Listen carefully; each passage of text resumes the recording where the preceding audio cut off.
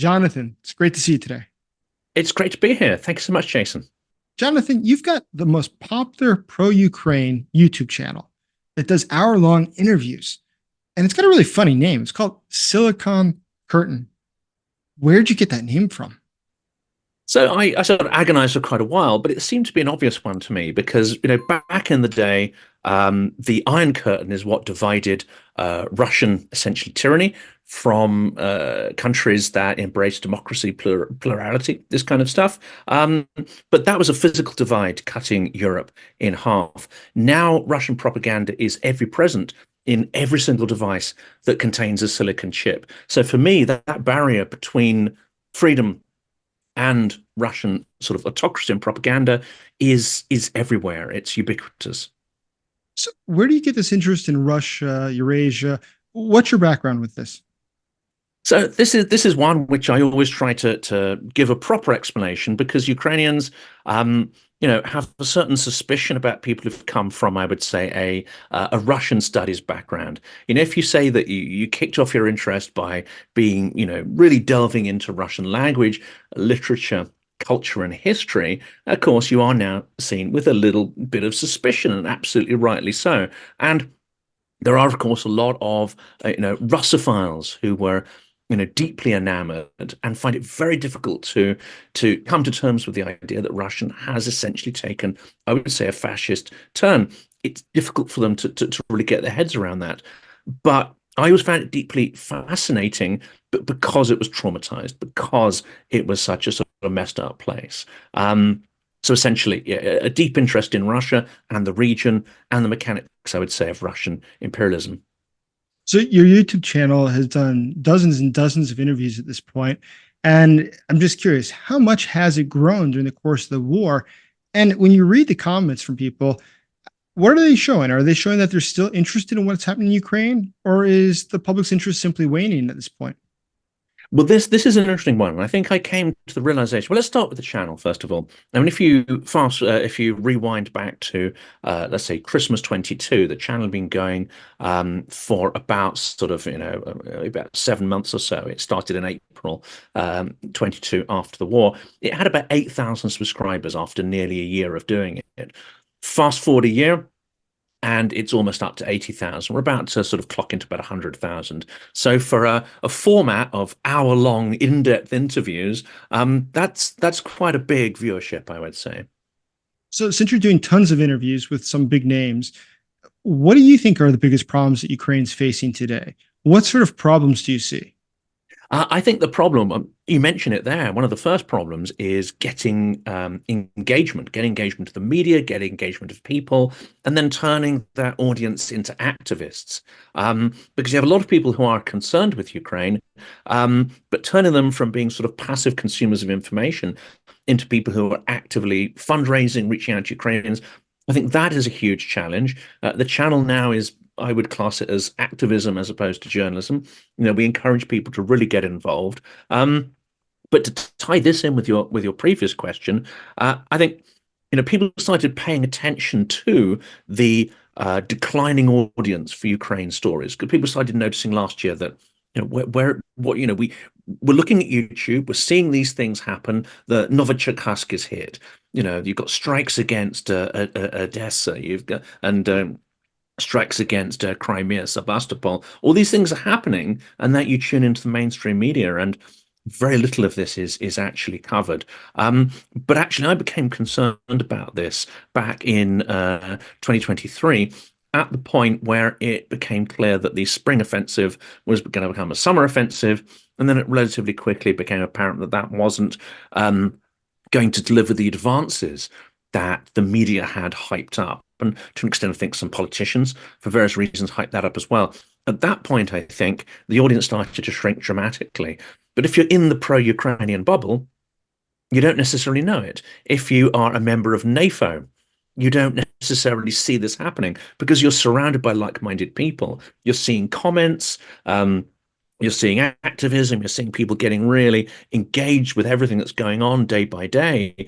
What you don't realize is that you're in a bubble, and it's quite a small, engaged bubble, but everybody else is either tuned out or isn't really following what's going on.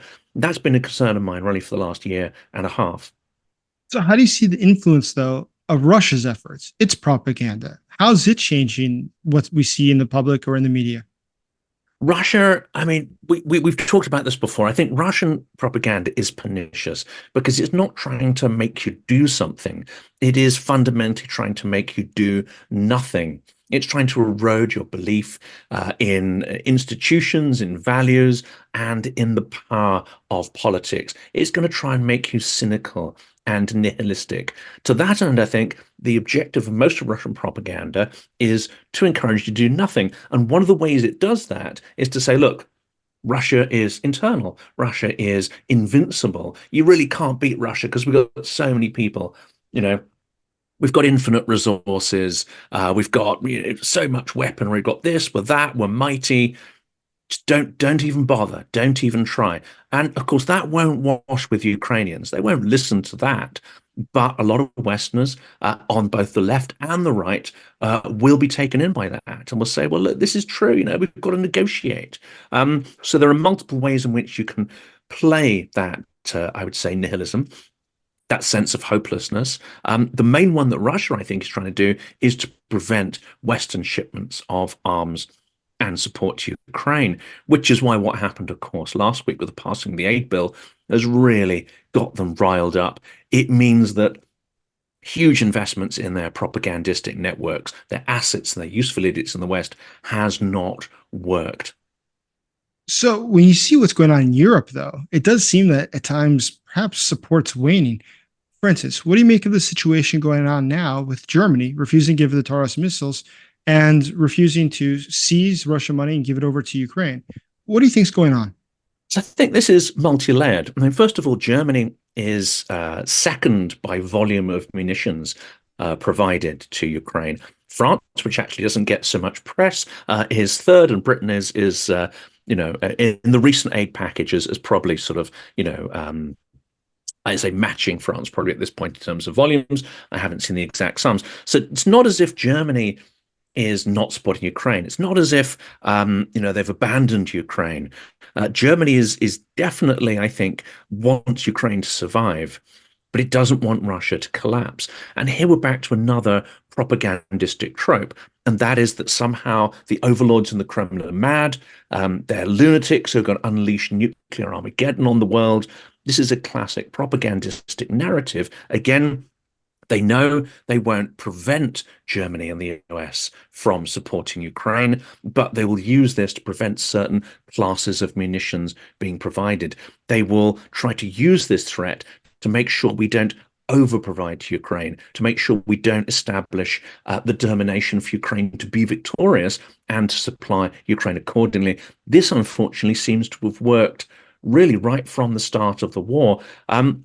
When it comes to Germany, this is currently manifesting in the failure to deliver Taurus, and I think crucially, not to set the production lines up again. I mean, the company that makes these things has no orders for new units. And in fact, it has no orders to refurbish the stocks that are there. So even if Germany was to try to supply Taurus tomorrow, there are big chunks of its stock that are actually on or past their expiry date and would need some sort of significant work to retool them and refresh them. We saw a clip, I think, just earlier this week of the UK Defence Secretary in the factory, the Storm Shadow factory. And there's some debate about whether that was new production or whether that was refurbishment of units that had been in storage. But at least something is happening there. There is nothing happening in Germany. And one of the arguments Germans use here is that these weapons are absolutely critical to the national interest of Germany, to the defense of Germany. Well, why on earth then are they not replenishing the stock when the older units expire? Why are they not refurbishing the units they've got in stock? If it is so strategically important. Their arguments, unfortunately, sound like nonsense. They are nonsense.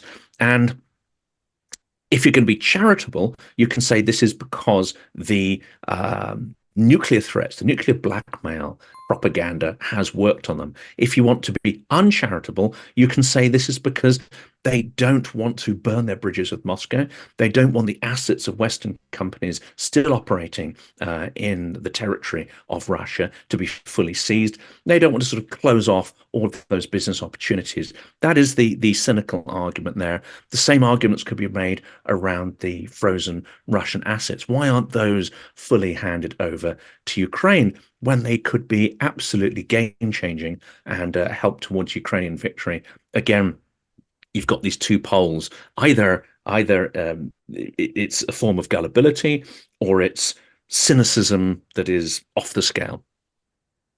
Jonathan, I really appreciate those great explanations. Thanks for coming. Thanks so much.